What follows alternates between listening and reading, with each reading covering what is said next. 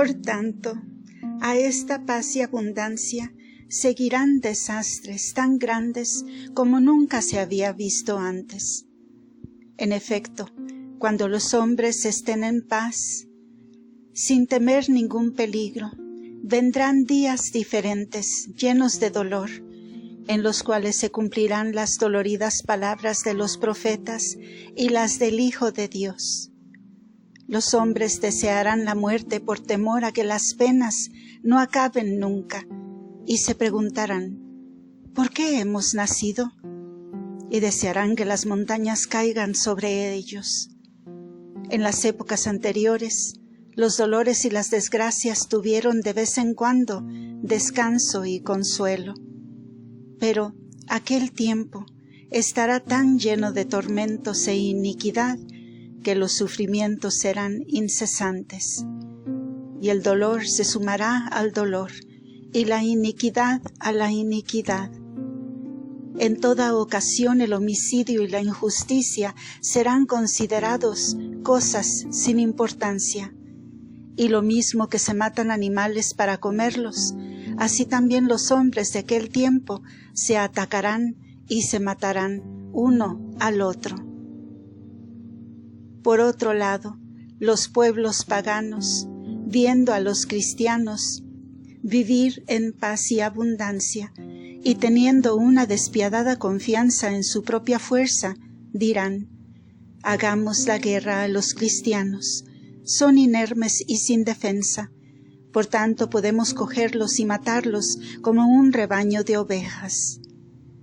Y así, de regiones lejanas, se juntarán gentes completamente bárbaras e inmorales, que se unirán en el pecado carnal y en toda inmoralidad y malicia. Y por todas partes se abatirán sobre el pueblo cristiano con rapiñas y batallas, y destruirán muchas ciudades y regiones. Contaminarán las normas eclesiásticas con innumerables vanidades e inmoralidad, y corromperán así todo lo que sea posible. Y así, aquel tiempo anunciará que está por venir otro tiempo todavía peor, y desvelará que el hombre de la perdición se está acercando. Y como éste es inmoral y vive en el barro de la iniquidad sin saciarse nunca, así aquellos días no se llenarán nunca de su iniquidad. De este David habló cuando dijo con clara voz. Palabras de David del Salmo 21, que denuncia las persecuciones de los malvados sobre la persona de Cristo y sobre la Iglesia, y cómo tienen que ser interpretadas. Número 22. Se reparten entre ellos mis vestidos, se echan a suerte mi ropa. Aunque al leerla se interprete con seguridad que habla del pasado, sin embargo debe ser entendida como una afirmación relativa al futuro.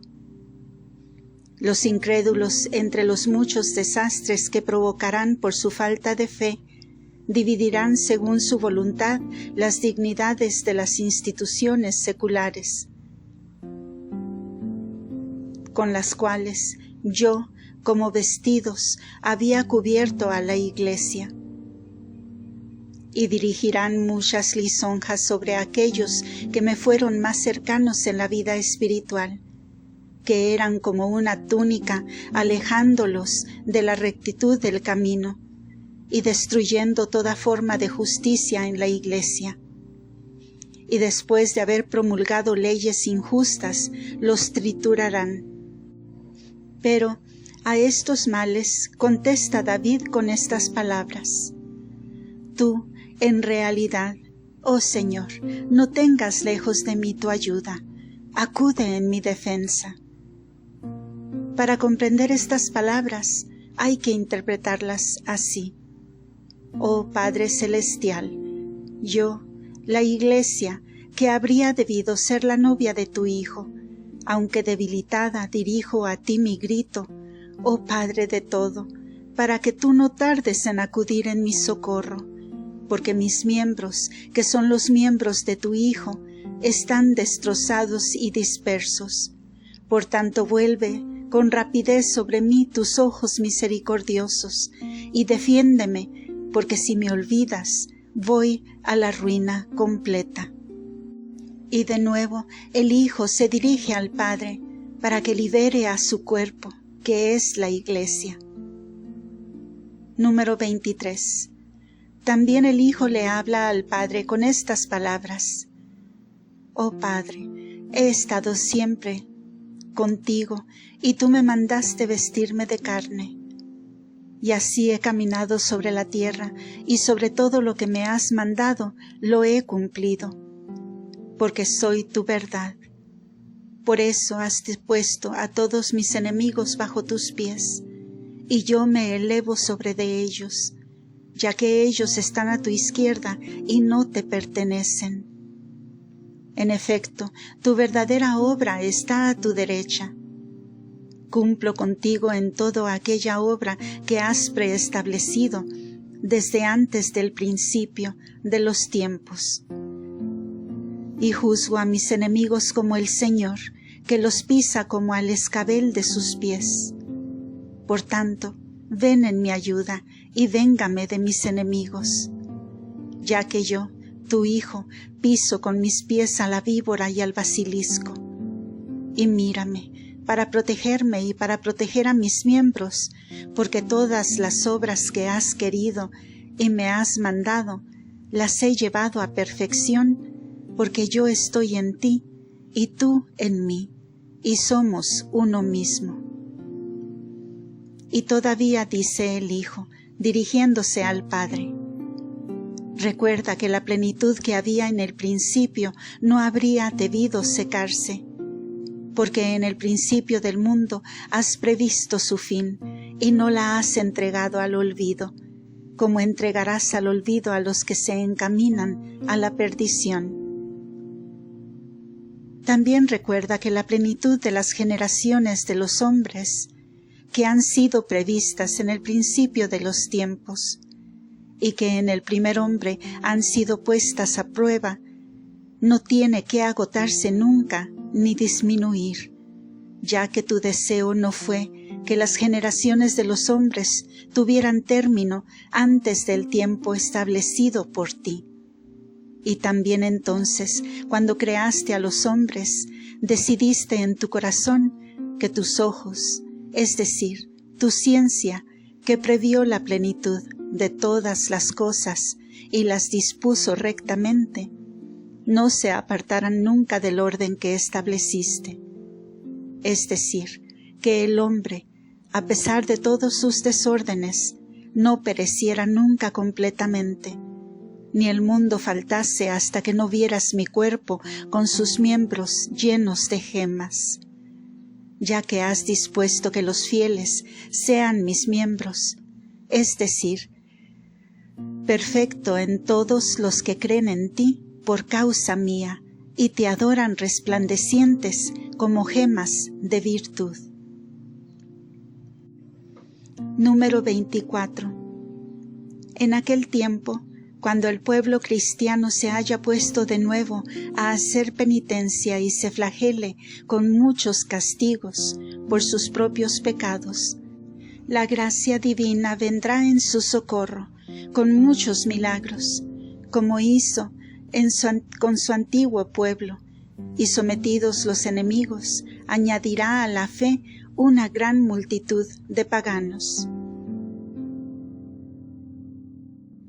Y por fin, cuando aquellas gentes incrédulas y malvadas invadan por todas partes las tierras y las posesiones de la Iglesia, cuando busquen todos los modos de destruirla y exterminarla, como los buitres y los gavilanes aprietan sus presas bajo las alas y en las garras, y cuando el pueblo cristiano intente resistirles con las armas, sin temer la muerte del cuerpo, después de ser sometido a penitencia de todas las maneras, para satisfacer por sus pecados, vendrá del norte un viento espeso, acompañado de una nube inmensa, con un denso polvo, y soplará contra ellos como ejecutor del juicio divino, de forma que sus gargantas se llenarán de la nube y sus ojos del polvo, hasta que ellos renuncien a su ferocidad, golpeados de un estupor extremo.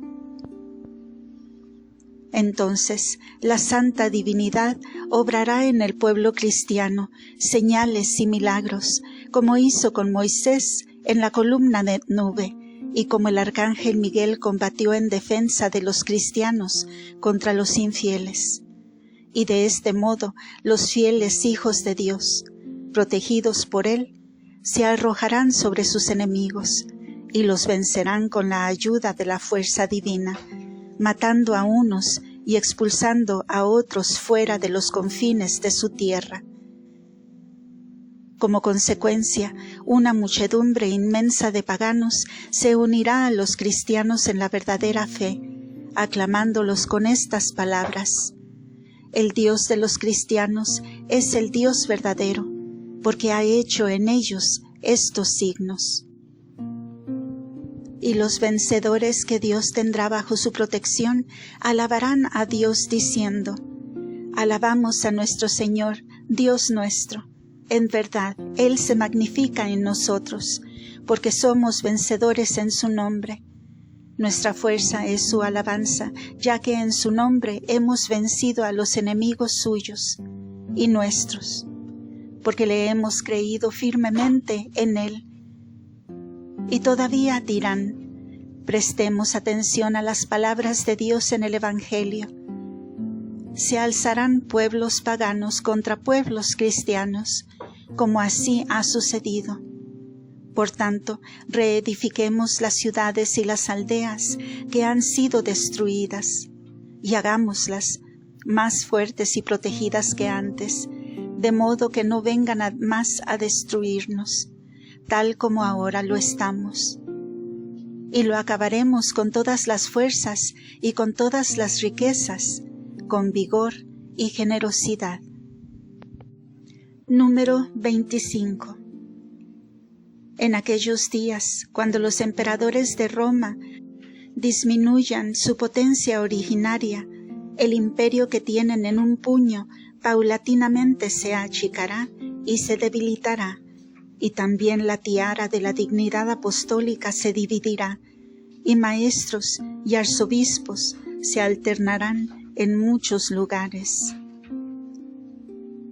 En aquellos días, los emperadores del Imperio Romano, al disminuir la fuerza con la que tuvieron anteriormente sujeto al imperio, se debilitarán, así que el imperio puesto por Dios en sus manos y condenado por el juicio divino, poco a poco se achicará y será destruido, porque esos miserables, tibios, serviles e indignos en su comportamiento e inútiles completamente, querrán ser honrados por el pueblo, pero no harán nada para hacerlo próspero, y por tanto no se les podrá ser honrar ni respetar.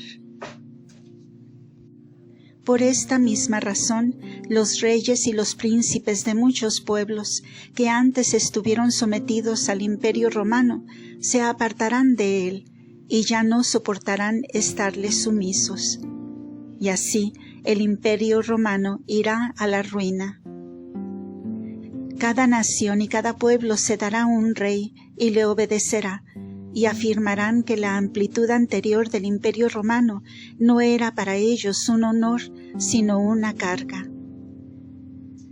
Y después de que el cetro imperial esté tan dividido, ya no se podrá recomponer, y en aquel punto también la mitra de la dignidad apostólica estará lacerada, porque ni los príncipes ni los demás hombres, tanto los pertenecientes a los órdenes religiosas como a los seglares, reconocerán más el carácter sagrado del título apostólico y disminuirá su prestigio. Luego, preferirán otros maestros y arzobispos de otras regiones, así que la dignidad apostólica, reducida casi a nada con respecto al prestigio que tuvo en el pasado, acabará por tener solo bajo su autoridad a Roma y unos pocos territorios cercanos. Estas cosas ocurrirán en parte a causa de guerras e invasiones, y en parte por decisiones públicas tomadas con el consentimiento de religiosos y laicos. Todos exhortarán a los príncipes laicos a defender su reino y su pueblo, y a los arzobispos u otros maestros espirituales a imponer la recta disciplina a sus subordinados, para que en adelante ya no sean afligidos por los males, más que por designio divino los afligieron anteriormente. Número 26. Y todavía en aquel tiempo, cuando la iniquidad se reprima y la justicia empiece a restablecerse, la enseñanza de la honestidad y el derecho de las antiguas costumbres brotarán de nuevo y serán observados. Habrá muchos profetas y los sabios comprenderán los secretos de las Escrituras, aunque al mismo tiempo se manifestarán muchas herejías de breve duración. Todas estas cosas indicarán que la llegada del Anticristo se aproxima. Y entonces, por un poco de tiempo, de nuevo la iniquidad se debilitará y no levantará la cabeza, aunque de vez en cuando intentará alzarse. Por un poco de tiempo la justicia se mantendrá estable en la rectitud de los hombres, y los hombres que vivan en aquellos días volverán a las antiguas costumbres y a la disciplina de los tiempos pasados.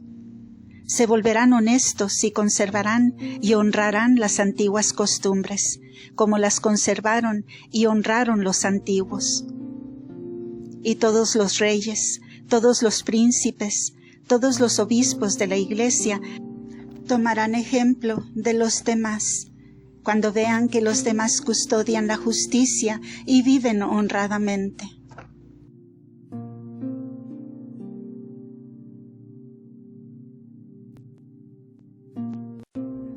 Y un pueblo corregirá los errores de otro, porque todos tendrán noticia del modo en que los demás avanzan en el bien y se ennoblecen en la rectitud. Entonces el aire volverá a ser dulce, la tierra producirá frutos útiles y los hombros se pondrán sanos y fuertes. En aquellos días habrá muchas profecías y muchos hombres sabios que sepan comprender plenamente los secretos ocultos de los profetas y las otras escrituras. Y sus hijos y sus hijas profetizarán, como ha sido anunciado desde hace mucho tiempo. Esto ocurrirá en la pureza de la verdad, de modo tal que los espíritus del aire no podrán escarnecerlos. Profetizarán con el mismo espíritu con que los antiguos profetas anunciaron los secretos de Dios, y semejante a la doctrina de los apóstoles, cuya doctrina fue superior a todo humano intelecto.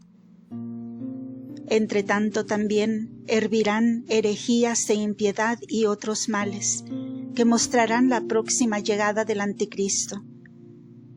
Los hombres de este tiempo dirán que antes nunca vieron surgir crímenes e impurezas de esta envergadura. Es lo que simboliza el cerdo descrito en el libro de Sibias. Porque si también reina la justicia, de vez en cuando la impiedad la combate, y en los períodos en que la impiedad prevalece, la justicia la confunde.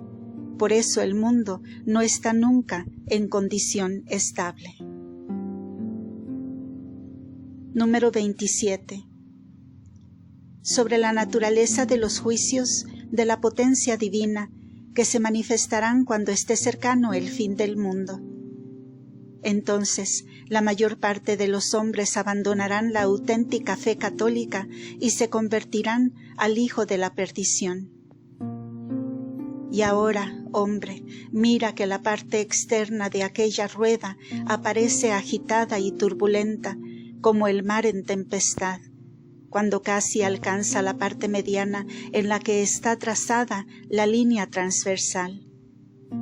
Esto indica que el juicio de la potencia de Dios será agitado en aquel tiempo y turbulento como el mar en tempestad, ya que no encontrará en los corazones de los hombres incrédulos ni paz ni la pureza de la fe católica. Esto ocurrirá cuando llegue a término la estabilidad del mundo presente, es decir, cuando la voluntad de Dios se una a la potencia y determine el momento en que su potencia ponga punto final al mundo y las cosas que hay en él, ya que en aquel tiempo los hombres rehuirán la sinceridad y la estabilidad de la verdadera fe y se alejarán de Dios verdadero, volviéndose al hijo de la perdición. Este, llevando turbación a toda la Iglesia, producirá grandes agitaciones y adversidades, con las que cubrirá a los fieles que intentarán resistirle. Y así ocurrirá que cuando los hombres, después de haber sufrido grandes tribulaciones por las invasiones de pueblos extranjeros y por las divisiones dentro del imperio, crean vivir en paz, entonces surgirá de pronto una agitación de las herejías y confusiones dentro de la Iglesia. Número 28. Sobre la concepción y el nacimiento del Anticristo, que estará desde el principio lleno de espíritu diabólico. Estará escondido y educado en las artes mágicas hasta llegar a la edad viril. Cómo será de grande la turbación y cuánta será la incertidumbre sobre los acontecimientos y el tiempo en el mundo y en la Iglesia en aquellos días. En aquel tiempo, una mujer inmunda concebirá a un hijo inmundo, al que la antigua serpiente que devoró a Adán llenará de confusión, para que nada bueno pueda entrar ni residir en él. Le criarán en lugares ocultos y apartados, para que no pueda ser reconocido por los hombres, y será instruido en todas las artes diabólicas. Se mantendrá escondido hasta que llegue la plenitud de la edad, y no manifestará su maldad hasta asegurarse que posee completamente y de manera superabundante todas las artes del mal.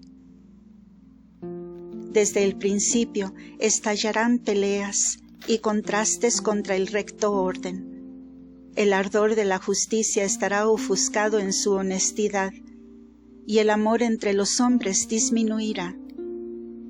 Nacerán entre los hombres amargura y acritud, y las herejías serán tales que los herejes podrán predicar abiertamente y en plena seguridad sus erróneas creencias.